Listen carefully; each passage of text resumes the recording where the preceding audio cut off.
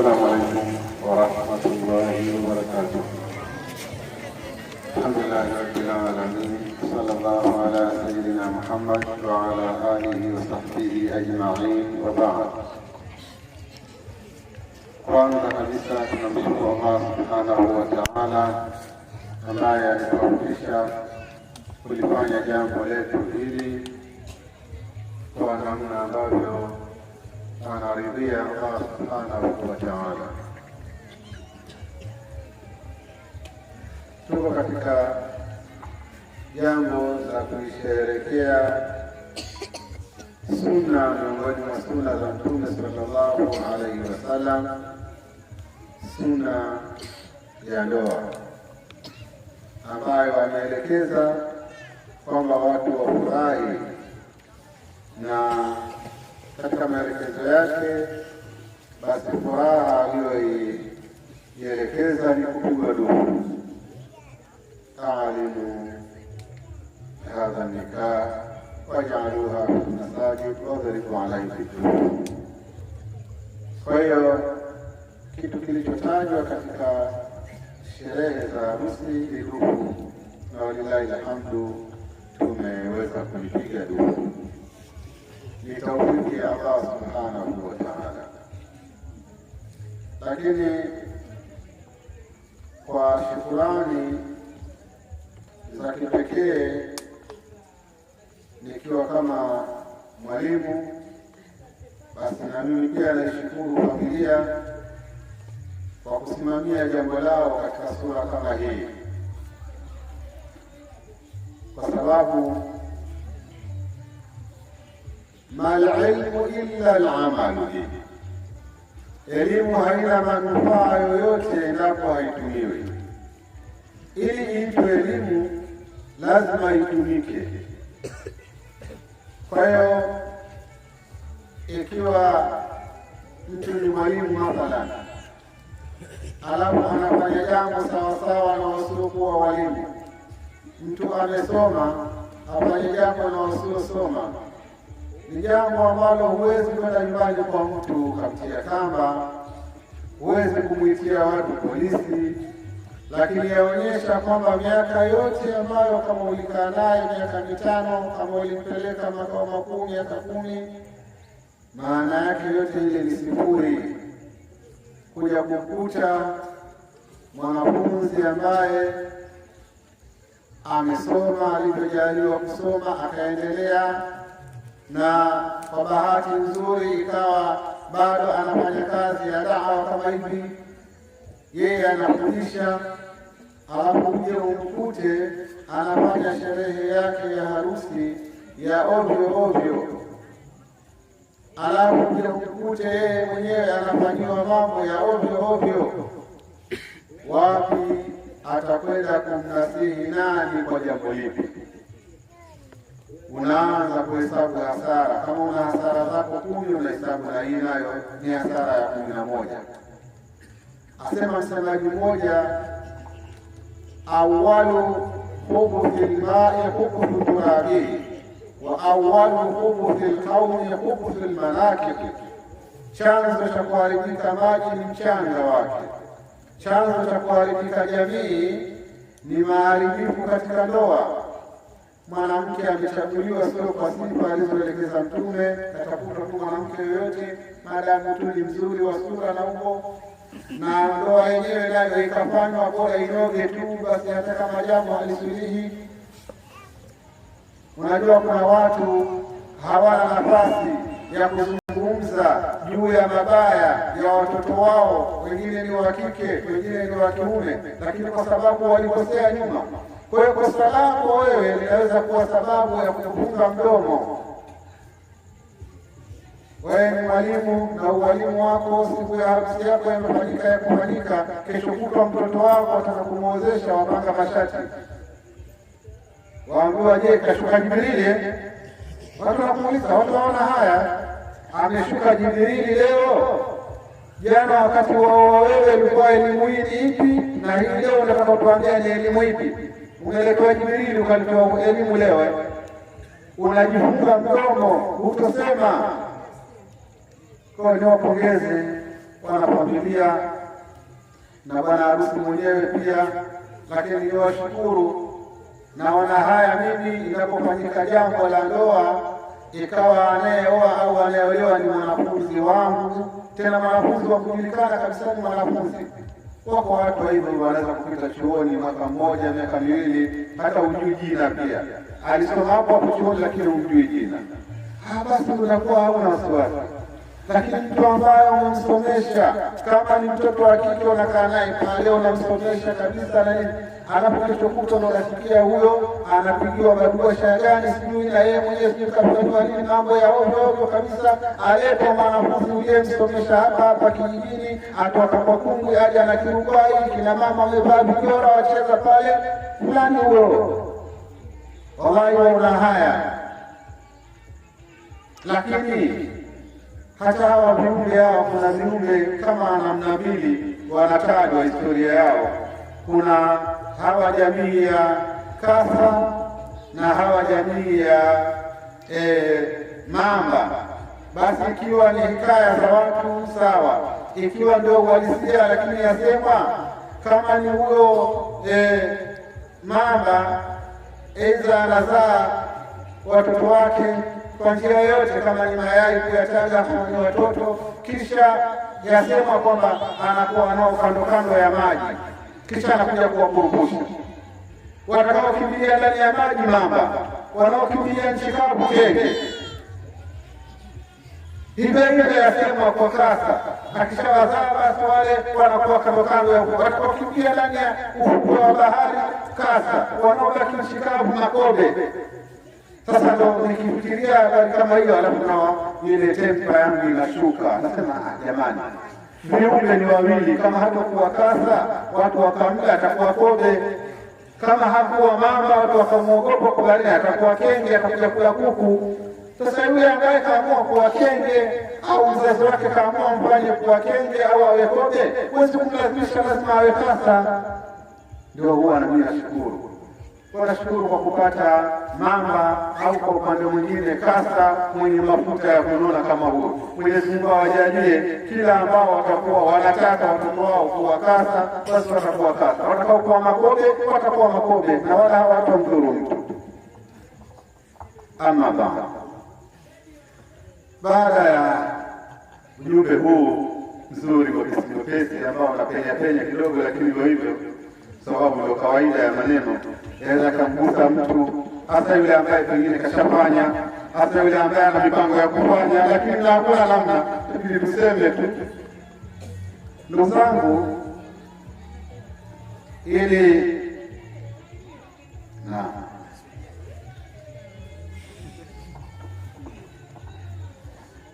ni ingie tu moja kwa moja kwenye nasaha fupi kwa ajili ya bwana harusi. Bwana harusi leo ni siku yake ya kuambiwa, na jambo la kukuambia ni kauli yake Allah subhanahu wa ta'ala aliposema, wa min ayatihi an khalaqa lakum min anfusikum azwaja litaskunu ilayha. Katika alama na dalili za uwepo wa Allah subhanahu wa ta'ala, uweza wake, nguvu zake, ni kule kuwaumbia nyinyi wanaume azwaja wake, azwaja, watu wanaokamilisha jozi yenu. Maana yake ili iwe jozi ni lazima uwe wewe na mke. Ukiwa mume peke yako, jozi ndio ile inatokea. Ukiwa mume peke yako, hiyo pea haikukamilika, na akiwa mke peke yake kadhalika. Kule kuwaumbia wanawake, wamewaumbia ili mkamilike, iwe ni pea kamili. Lakini kwa nini? Kwa malengo maalum. Kama hauko pea kamili, utababaika, utahangaika, utasumbuka, hutokuwa na utulivu. Lakini mkipata pea, litaskunu ilaiha, ili mutulizane kwao hao wanawake. Hapa Allah subhanahu wa ta'ala amekuja kuileta thamani ya mtu mke, thamani ya mtu mke hapa anapokuambia amekuletea kiumbe ambaye kiumbe huyo miongoni mwa malengo makuu ya kuletwa kwako wewe ni kuja kukutuliza. Manake wewe utakuwa na harakati zako, utakuwa na kubabaika kwako, utakuwa na kusumbuka kwako. Ili usisumbuke, ili usibabaike, basi uwe na mke. Kwa hiyo mwanamke ni kitu cha thamani. Wewe unatakiwa uchukue tafsiri hii, litaskunu ilai. Kumbe wewe umeletewa chombo cha kukutuliza. Sasa isije kafikia mahala ukaona ni mtu umemsaidia, kwani walikuwa unakula miogo bana nini? Huo sio Uislamu ulivyoelekeza. Uislamu unasema mwanamke anakuja kukutuliza wewe. Kwa maana wewe ulikuwa na jambo la umuhimu sana wataka kufanyiwa na mfanyaji ni mwanamke. Maana bila yeye ilikuwa kuna utulivu huna, na mambo mengi yanaonekana kwamba basi na mwanamke utulivu unakuwa haupo. Haya mambo unaokutana nayo uko mchana kutwa nzima, mtulizaji wako kama umejaliwa kupata ni mwanamke, labda huo umekosa tu, lakini kama umepata mwanamke basi mtulizaji wako ni mwanamke. Na hapa kuna kazi ya kushirikiana. Huyo mwanamke awe amezaliwa, akazalika, akalelewa, akaleleka, na mwisho akakabidhiwa mtu ambaye anastahili kukabidhiwa. Yakitimia hayo, wewe utatulizana kweli. Lakini leo hii maskini, pengine mtoto mwenye madarasa hakupata, amelelewa hivyo alivyolelewa, na hiyo siku ya mwisho naye hajakabidhiwa mtu maskini. Mtu yeye mahesabu yake ni sabaki ngapi? Kinunua dressing ya 120, kinunua chupa za chai 2, kinunulia shuka moja hapa kwenye milioni, imetumia 2.5, zimebaki 7.5. Nataka milioni. Huo mwingine atufafanui sana kwa sababu vina watu. Lakini huyo mtu anayekabidhiwa mtoto wa watu, akikabidhiwa mtoto wa watu, huko kwa hesabu huko. Kwa utakwenda kushangaa, hawa ndio tuliambiwa tukiwapata patulizana, huku ndio kutulizana huko, kwa sababu hakuna moja bila kwenda akapewa. Lakini ikiwa yamepatikana yaliyokusudiwa, litaskunu ilaiha.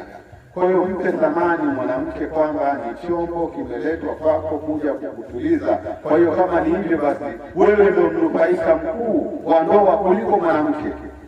Mwanamke na mwanaume wanapokuwa katika nyumba, kwa mujibu wa hii aya, basi mwanamume ni mnufaika mkuu wa ndoa kuliko mwanamke. Kwa hiyo usije ukamwona ni kitu umekisaidia, umekidhalilisha, kwamba alikuwa huko kwao sio kuna nini, kwa sasa wewe ndio umekuja kumuokoa labda na majanga fulani. Hapana, wewe naye umesaidika mno. Lakini wajaala bainakum mawaddatan wa rahma, Mwenyezi Mungu akajalia mawadda, mapenzi, wa rahma na rahma, huruma. Hivyo basi katika usulubu, kwa kuwa imetajwa an khalaqa lakum min anfusikum azwaja, ikakusudiwa azwaja ndio hao wake, lakum min anfusikum, nyinyi wanaume. Basi hivyo hivyo katika mawaddatan wa rahma, cha kwanza tutawapa wa kwanza, cha pili tutawapa wa pili. Kwa cha kwanza ni mawadda, tutawapa wanaume wawapende wanawake, alafu rahma wapewe wanawake wawahurumie wanaume. Na ndio maana walilahi alhamdu, watu wanaojielewa kila mmoja anakaa kwenye nafasi yake. Unaona raha kabisa, mwanamume anampenda mke wake, anafanya kila jambo ambalo atafurahi mke wake kwa sababu anampenda. Kimpenda mtu huwezi kutamani achukie, na mwanamke naye anamhurumia mumewe.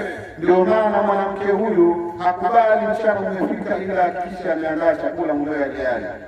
Hakubali mule ndani kuna kazi gani ila ameifanya. Hakubali mradi kila jambo ambalo anajua kwamba mumewe. Na ndio maana wanawake ambao wametimia vizuri katika tabia, basi ndoa zao hazichakai, ndoa hazichakai. Akimjua mtu ametoka kazini, kama ni shamba, kama ni wapi, amechoka, amefanya harakati nyingi, amechoka, rahma inafanya kazi yake. Karafuu iko wapi? Liwa iko wapi? Mafuta ya nazi yako wapi? Iliki ziko wapi? Na mdalasini uko wapi? Ndio rahma hiyo. Wewe umetoka shamba, umechoka la parastamu, utajitia kensa ya utumbo kule. Wewe umechoka magoti, umechoka mabega, wala parastamu ujitia tumboni. Watu kwa watu, mawaddatan wa rahma. Kijiswala kiko pembeni pale, kitatumika siku hiyo, na kanga inayofaa kwa shughuli ile ni kanga ya shina, sio majikanga mazito mazito haya. Lakini hayo ni mawadda wa rahma, mapenzi ya rahma.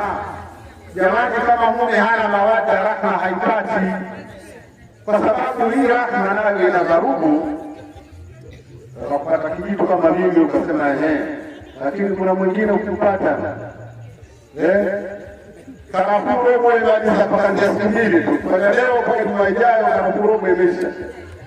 Na kwa sana geuza, angalia mtu anapokufa akaanza kuoshwa na watu watatu, akitaka kutiwa kwenye sana kimwaje watu wasimwana kwa kweli.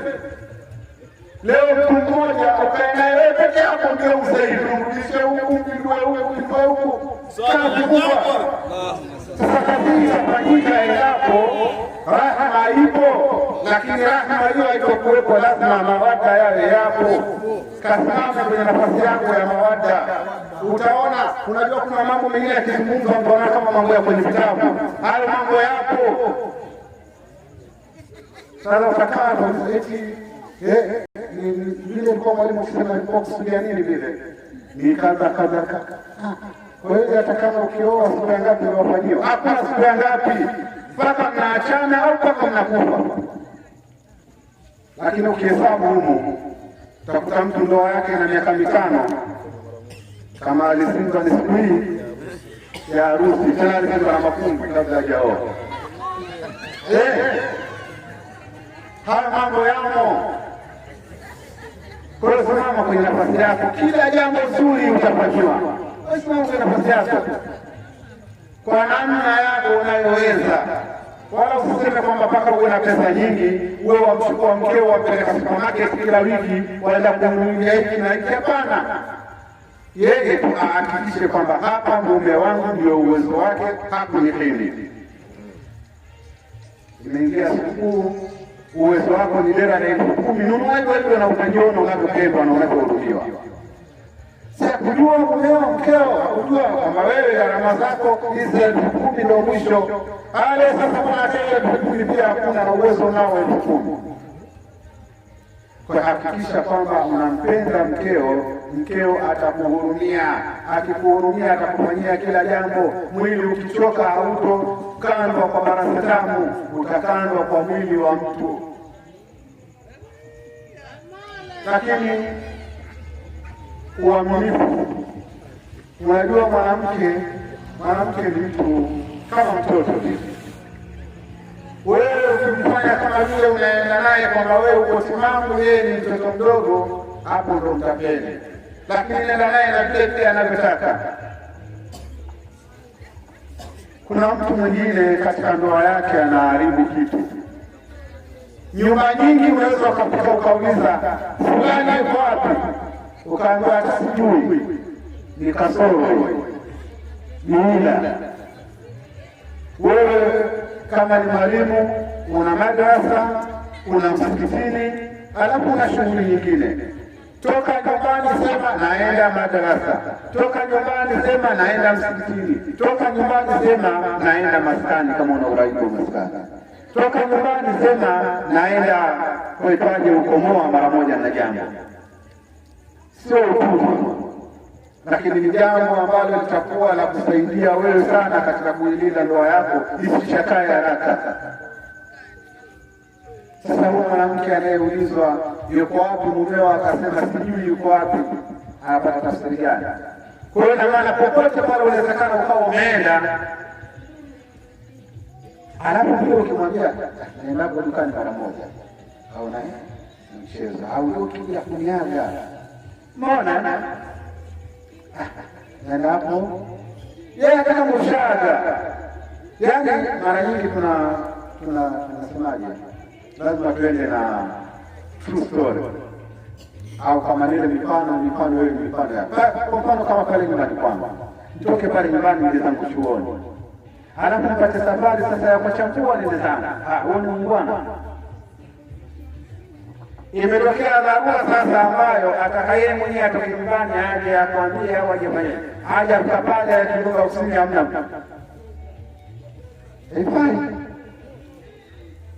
Kwa hiyo utapiga simu, mimi naenda dukani kuchambua, au utaenda nyumbani mara moja pale, na ukipata kazi karibu na nyumbani pia raha kabisa, nenda pale tu, naenda nyumbani mara moja. Kwa hiyo nikana huyu mtu sasa hivi hayupo chuoni, yuko dukani. Kwa hiyo hata wewe unayetoka ulikotoka ukija pale kujioni ofisini hamna mtu, labda yuko kwake hodi, karibu mwalimu wapi? Mwalimu ameenda dukani. Sasa mwalimu anambia kwani uko chuoni? Hayupo au katafuta wapi? Chuoni hupo, nyumbani hupo na ujulikana. Kwa hiyo usikubali kujipa uhuru wa kiasi hicho. Thamini mke wako, na huko ndo kuletwa kumthamini. Kila jambo lako mambo kama utayabana, lakini sasa kwenda dukani pia wajibana bana nini? Hata kama na maskani ukakae kwa masaa mawili, mwambie na maskani wafanya kuperenyuka, wajibaiba kuna nini? Lakini pia katika mazingira unayoishi na mke wako, hakikisha kwamba unakuwa smart. Haya ni mambo tunayahimiza mara kwa mara. Mwanamume wa Kiislamu anatakiwa uwe smart. Sayyidna Umar, kama sikosei, Ibn Umar mmoja wao alikuwa akisema, uhibbu an atazayyana laha, mimi napenda nijipambe kwa ajili ya mke wangu, kama tuhibbu an tatazayyana li, kama mke wangu anavyopenda kujipamba kwa ajili yangu. Kwa hiyo inaonyesha kwamba wewe kama utajipamba, na mke naye atakuwa anajipanga kwa ajili yako. Kama wewe unakaa rafu, utashangaa mke wako hajipambi mpaka siku akiwa na safari. Alafu wewe ukishakuwa rafu, aje kitokea dharura mnaenda mahali, mke wako atatafuta dharura mpaka msiongozana. Hawezi kukubali mkaenda pamoja. Kama zimeshanyika hapa, sijui kitu gani, malebo yana wiki nzima hayajaoshwa. Hapana, hakubali mwanamke. Kwa hiyo jitahidi kuwa smart. Na kanzu yako imenyoshwa pasi muda wote. Muona bwana? Siku moja na kilemba chako hicho, sio kilemba kuvaa siku ya harusi tu, hapana. Navaa hicho. Mke wako akakupenda na ataona kwamba mimi nimepata mwanaume sio mchezo. Mwanamume wangu mimi ni smart, very smart. Nadhifu, mtanashati, wanapenda. Angalia mwanaume saa nyingine unaweza kumwona anapita mtaani mwanamke hivi ukashtuka kidogo, kama amejipamba, ndio ukashtuka kidogo. Sasa lazima uhakikishe mkeo anajipamba naye, lakini si kujipamba tu. Alipoulizwa Mtume haki ya mwanamke kwa mume ni ipi, alisema antut'imaha idha ta'imta wa antasuaha idha kasaita, umlishe ukila, umlishe ukivaa. Hii kaidi hii la mafhuma, si kwamba ni lazima ukila wewe ndio umlishe mke na ukivaa wewe ndio umlishe mke, hapana, bali wewe ndio ambaye atakana umfanyie hayo. Wewe mwenyewe utajua mwenyewe, uhakikishe mkeo anakula vizuri kwa kiasi cha uwezo wako na anavaa vizuri. Sasa ukifanya hivyo mkeo, basi wewe umefanya mambo ya maana kweli. Kwa hiyo mkeo umnunulie vile vya kufanya. Mtume atuambia mtu mmoja akienda mtaani, akaona mwanamke akamfurahisha, akamchanganya kidogo na arudi nyumbani. Sasa kama yule kakutatiza kwa sababu kavaa dera zuri, mkeo uje mnunulia dera zuri, hata kurudi nyumbani patafika wewe. Waja nyumbani kila kitu kimwangalia yule, mawazo yako yule aliyopita barabarani. Kwa hiyo hakikisha kwamba ukipata chochote unachopata basi, lakini ujue mkeo naye apate vijidera hivi, vijora kusika na mtandio kubwa hivi, singeva 8,000 mle basi hivi vya mtandio vina 12 ambapo vina mtandio vya 11, 10 mpaka 8 pia basi mkiata viliana. Hapana, utakuwa umejichosha sana, usijichoshe. Kuna neno moja bwana harusi nakwambia, neno moja hiyo watu wanalitumia sana. Ninaomba kwako lisiwepo. Isitokee siku moja kumwambia mke fanya maarifa.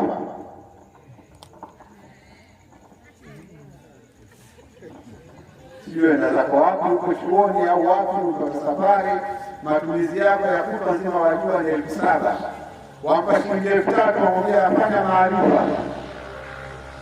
Haya, yapigika fotokopi ile, kwamba itatoka 3 igeuke 6 alafu igeuke 9. Mwanamke hana maarifa. Mtume sallallahu alaihi wasallam asema nisau kiswaru al-aqli wa dini, wanawake ni wafupi wa akili na dini. Akili yao sio sawasawa na ya mwanaume. Ndio maana kwenye ushahidi kuna baadhi ya maeneo anatakiwa shahidi mwanamume mmoja au wanawake wawili. Tena Mungu asema antawilla ihdahuma fatudhakkira ihdahuma al-ukhra. Kwa nini wanawake watakiwa wawili? Ili mmoja anaweza akasahau, mmoja wao akamkumbusha mwenzie. Je, huyu mume asahau? Inaonekana kusahau kwa mwanamume kuna nafuu kuliko kwa mwanamke. Umadhubuti wa akili ya mwanamume ni mkubwa kuliko umadhubuti wa akili ya mwanamke. Ndio maana sehemu nyingi anatakiwa mwanamume anaweza kuwa mmoja akatosha, lakini mwanamke mmoja hatoshi. Haya, sasa huyo ambaye akili yake yaambiwa hata kukiwa na jambo wawe wawili na kuendelea ndio wafae. Wewe ambaye maarifa yako yaambiwa ni makubwa, akili yako ni kubwa, wewe umeshindwa kufanya maarifa. Wewe ukamwambia yule ambaye ushaambiwa na Mtume akili yake fupi, atakufanyia maarifa gani kama hakufuga? Ndio atakwenda huko sokoni na hiyo shilingi 2,000 ulomwachia maarifa sasa atakuwa yafanya kucheka na muuza tomato, akimaliza aende akacheke na muuza nyama, aende akacheke na muuza mboga. Matokeo yake 2,000 ile itakuja na nyama nusu, itakuja na tomato, itakuja na mboga na chenchi imebaki. Hayo ndio maarifa anayoweza kuyafanya mwanamke. Kwa hiyo usithubutu kutamka neno fanya maarifa kumwambia mke wako, utakuja kuharibu mambo. Pambana maarifa mfanyie wewe. 3,000 hii ndio iliyokuwepo. Hii 1,000 nunua unga robo, korogeni uji. Hii shilingi 2,000 hii, shilingi 500 nunua kipati cha matembele, shilingi 1,500 nunua unga kilo moja, utakula mchana anakutoka. Elewa vizuri? Umeelewa? Maarifa fanya wewe.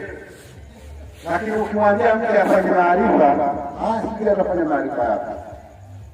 Kwa hiyo tunaweza kusema maneno mengi sana ya kukuambia wewe kama bwana harusi, lakini kwa sababu na wewe mwenyewe unayajua na sio yote tunaweza kukuambia kwa siku moja.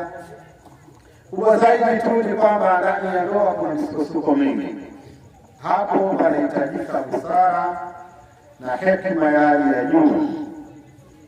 Uvumilivu ndio kitu pekee ambacho kitasaidia ndoa yako ipigwe mfano. Wako wanaoana wakaachana mwaka, miezi 6, mwaka 1.5, 2, lakini pia wako wanaoishi miaka 10, 20 na kuendelea. Wewe utachagua mwenyewe. Lakini kuchagua kwako, kama unachagua kudumu na ndoa, basi hakikisha busara wakati ukitokea mizozano, lakini hakikisha subira yako ni ya hali ya juu. Wanawake, usijiangalie wewe kwa kimo na mwili wako hivyo ulivyo. Mwanamke aolewe na yule Tyson.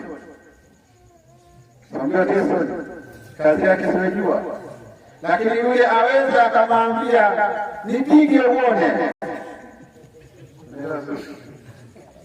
Mke aweza kuolewa na Tyson, alafu ikawa mulana umezozana, alafu akamwambia nipige uone. Tena yule Tyson akikaa pembeni jaja nipige kama mwanaume bwana nipige, akasogea huko nipige. Huo ndio mwanamke. Kwa kukutana na mtihani wa namna kama hiyo, ndio sasa kumbuka, kuna kitu busara, kuna kitu hekima, kuna kitu subra. Ukikumbatie hivyo utafaulu. Na huyu alijue, ndio alijue. Umegusa kidogo hapa tu, apiga simu nyumbani kwao, vipi bwana, kama nauli hamna, mimi najacha na miguu, mtumie nauli rudi. Kwa nini? Mume wangu jana kanipiga kaniua. Nzuri. Kanipiga mpaka kaniua, ambao mpaka ubao anajua kupiga simu. Na kilio hapo juu. Na mkija huku nyumbani atazuka 100, unaenda kumpiga hilo mkisingizio tu, ukija huku amezuka 100 kidogo. Kwa hiyo busara, hawa watu wote unaowaona watu wazima wapo na wa mtaani unaowaona na ndoa zao, kila mmoja amepitia mambo mengi sana, lakini ni subra ndio ambayo nimeweza kuwafikisha hapo. Lakini pia mdomo sikuwa na sababu ya kutaja kwako, lakini kwa kuwa binadamu tunatofautiana, basi lazima pia tukukumbushe. Kuna watu, kwa sababu ushawahi kuwaona, ni watu ambao wana dalili kama zetu za ualimu na dini, lakini wakawa wamefeli sehemu hiyo. Sasa na wewe usije ukafeli. Usithubutu kutamka neno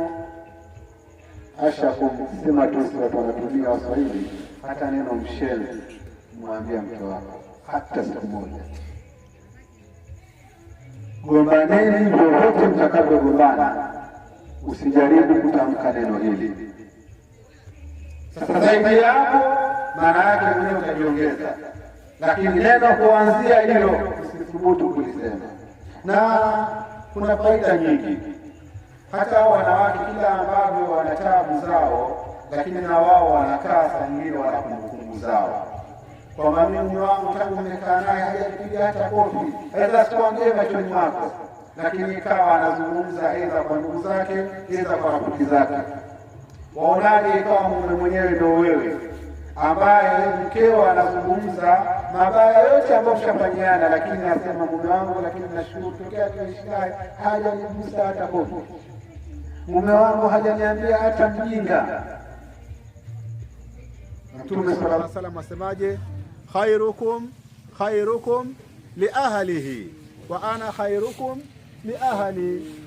Mtume asema mbora wenu ni yule mbora wenu kwa watu wa nyumbani kwake, kuanzia mke na hata watoto. Na anasema mimi ni mbora wenu kwa ahali zangu. Kwa hiyo kama mbora wenu ni yule mbora wenu kwa watu wa nyumbani kwake, maana yake wewe jitahidi uwe mbora kwa mke. Mke wako anakusemaje? Watu mtaani wanaweza kuona kwamba wewe una busara, watu mtaani wanakuona wewe una hekima, lakini mke wako anakuona mtu mmoja fedhuli kweli kweli, una maana, umefeli. Kwa hiyo kama hivyo ndivyo, basi hakikisha kwamba hakutoki neno baya kwenye mdomo wako, hakutoki neno baya kwenye mdomo wako kumjibu yule mke. Na ukiweza hivyo utaweza makubwa zaidi. Kuna watu wanasema maneno mabaya kabisa, anamtukana mkwe, mama wa mkewe au baba wa mkewe. Kwa hiyo jambo usithubutu kulifanya. Kwanza litakuwa baya kwa sababu ni baya peke yako, lakini litakuwa baya, linadhalilisha tasnia yetu.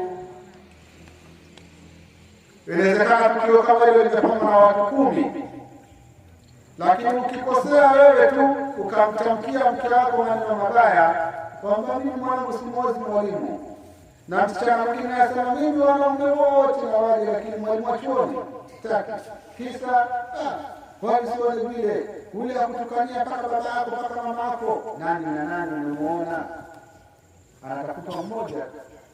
Kwa hiyo usije ukawa wewe ndio sababu ya kuonekana walimu wa chuoni hawana desturi nzuri katika kuishi pamoja na kule kufarakana. Mtu mmoja siku moja ananifuata fatwa, ndio maana akasema lazima nikuambie. Anamwambia mwalimu, bwana nimemwacha mke wangu, lakini nimeambiwa kwamba eti ukimwacha mke talaka zaidi ya moja hesabika moja, kwa hiyo naweza kumrejea. Kwani wewe ulimwacha ngapi? Ni mtu huyo ana kituo tumemkabidhi. Mimi namlisha mzigo tena, namlisha 7 mmoja talaka 7 vipi? Kala ya mwenye namba mwenga, alafu naisi mwenga, alafu wala mwanjikala wana mwana tunasajara naye mjide utia na mbali yako. Nilipofika hapo kwa mda amekusikia, nenda. Kwa hiyo naambia mtu kwa hiyo nenda. Sasa huo mtu wa namna hiyo, jamii inaweza ikachukua kwamba walimu wa chuoni wako hivyo. Sasa usiwe ni wewe. Imsakum bimarufi tasrihu ihsan.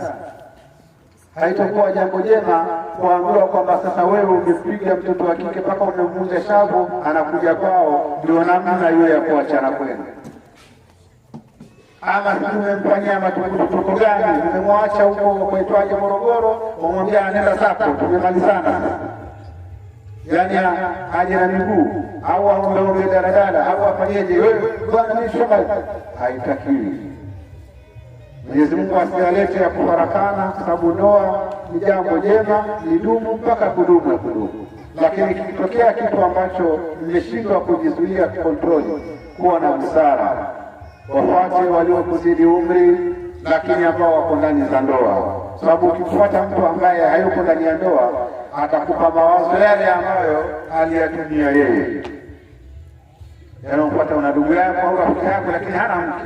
Wewe ukipata kwa mawazo yale, kwa sababu kwanza yeye anajua ukishika mke wala una tabu yote, anapokuacha mke mara moja tu. Kwa hiyo yale ndio anakwambia huyo bwana kwa tena huyo. Manake wakati hakufaa, manake na wewe pia hakufaa. Kwa hiyo angalia yule mtu unayempata ushauri wakati na mizozano nyumbani kwenu. Ndoa nyingi za kina dada zinakuwa haziendi mbali kwa sababu gani? Washauri wao makungwi zao, na makungwi ya 80% hawana waume. Na mtu akitatizika arudi kwa kungwi wake, na kungwi hana mume, atamshauri nini? Atamshauri vile ambavyo ndivyo alivyofanya mpaka akawa yeye hivyo sasa hivi. Kwa hiyo jitahidi sana kuona kwamba mwanamke ni kitu cha thamani, sio kitu cha kuokota. Mwenyezi Mungu amewasifu sehemu nyingi kwenye mambo ya ndoa, amewapa thamani wanawake, na wewe nenda kamtukuze, kamthamini. Asema hunna libasun lakum wa antum libasun lahum. Nyinyi vazi kwao ni nguo, kwa hiyo nyinyi mnawasitiri wao. Wa antum nyinyi ni vazi lao mnawasitiri, na wao ni vazi wanawasitiri nyinyi.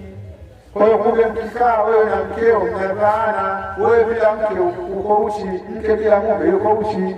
Mbona kwanza kusimangana na kunyaji? Kumbe wewe bila yeye uko uchi, yeye bila wewe uko uchi. Kwa hiyo kila sehemu Mungu anapomtaja mwanamke kwenye upande huu wa ndoa, ameonyesha kwamba ni kitu cha thamani. Wala humsaidia wala hunna mithlu alladhi alayhinna bilma'rufi walirijali alayhinna daraja. Wana wao kile ambacho kiko juu yao kwa wema. Wao wana majukumu watekeleze, kuwatekelezea waume zao, lakini wana haki watekelezewe. Na nyinyi mna majukumu muyatekeleze kwa wake zenu, lakini vile vile mna haki mtekelezewe. Sifikie mahala kwamba ukiona mwanamke ni kidude tu akina maana. Ithamini ndoa.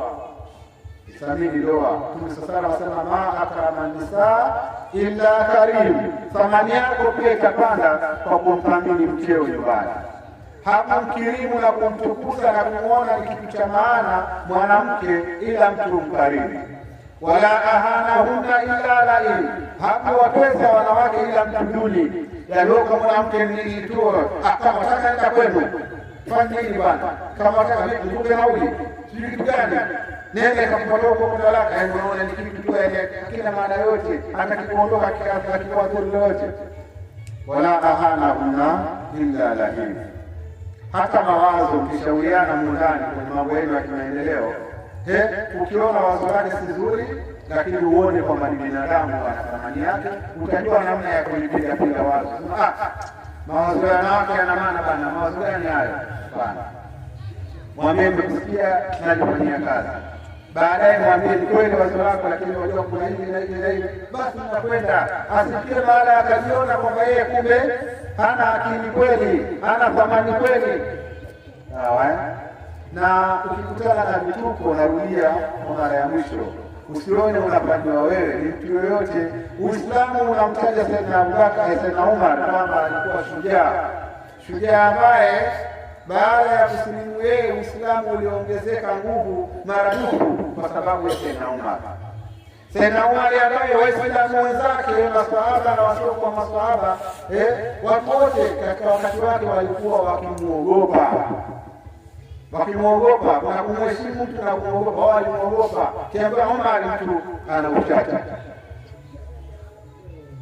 akimwona mtu anafanya uzembe kwenye dini anaye huyo. Siku moja Abdullah ibn Mas'ud alikuwa anasoma Qur'ani, lakini anasoma kwa kiraa ambacho Sayyidina Umar hajakipata.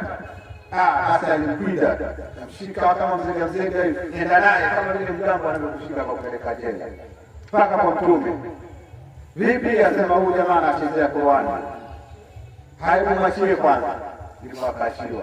Hapa anaposoma ndipo akasoma vile alipokuwa soma kule kwa tetemeka. Ndipo aambiwa Umari, hakadha unzila, hivi pia imeteremshwa vile unapojua wewe ndivyo na hivi pia ndivyo. Ndipo akaondoka huyo Umari.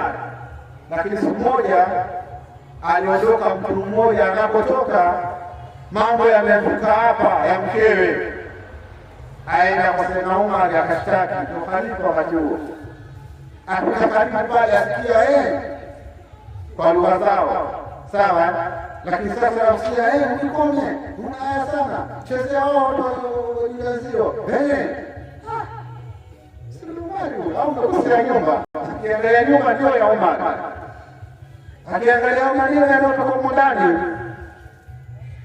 akaanza kugeuza kidogo huko, asema idha kana hadha halu amiri almu'minina ma zawjati fakaifa hali, kama hilo hali ya huyu amiri almu'minina kiongozi wa wao na Umar, naye mliamini, lakini kumbe hali yake ndio hii. Mimi sisemwe na nini, mimi sizogomwe na nini. Ngoja mtazama, akaonekana Umar kamwita, ya hadha ma hajatuka, vipi mbona umekuja mpaka mlangoni kwetu waondoka, wasemaje? Ndio akaanza kumwambia, baba, nimekuja alikuwa nilishtakie mke wangu namna ambavyo mdomo wake umekuwa juu sana, nikizungumza naye kama kakosea na kumrekebisha, najuta, bora singeanza hayo maneno, maanake mimi ndio nitagombeshwa, mimi ndio kila kitu. Lakini nilipokuja hapa nikakutana yanayoendelea huko ndani, nikaona basi bora niondoke. Mwambia basi wavumilie, ni muda mdogo tu, na mimi pia namvumilia kwa sababu ana mengi mke ambaye ananifanyia mengine wala sio jukumu lake. Anakulia nguo huyu, lakini kwenye dini hakuna ulazima wa yeye kufua nguo. Alipikia chakula, lakini si lazima kupika yeye. Akayataja yale mema ambayo ni ya mke, kwa sababu ya hayo ndio hata akinikosea mimi namvumilia. Kwa hiyo na wewe kamvumilie. Kwa hiyo usione kwamba mke akufanyia vituko kwa sababu amekudharau, amekuona labda ni kijidogodogo na nini, kwamba hivi angeolewa na jidume jirefu kinene angefanya hivyo. Hapana, amiri muumini mwenyewe alikuwa anasemewa maneno makali kweli mpaka mtu akaona haya. Kwa hiyo tusije tukakawilisha muda zaidi ya hapa. Hayo kama kuna tuliyobakisha tutakuletea inshallah siku nyingine, lakini na wewe mwenyewe pia ndoa yako kutaka kuimarisha utaitafuta. Ukiona jambo kidogo kreki usipozibauka utajenga ukuta. Kwa hiyo ukiona sehemu kuna kreki, kuna ishara hapa pana mpasuko, hawaji mapema, mtadumu. Mwenyezi Mungu aijalie ndoa hii iwe ya kheri, ilete watoto kwa haraka, watoto waliokuwa wema, watoto waliokuwa mchanganyiko, maana wana raha yake wa kiume na wa kike, lakini pia watoto watakaokuwa ni wa kufuata nyendo zile za wazazi wao katika mambo ya kheri. Walkamalu lillah, wabillahi tawfiq. Wassalamu alaikum warahmatullahi wabarakatuh.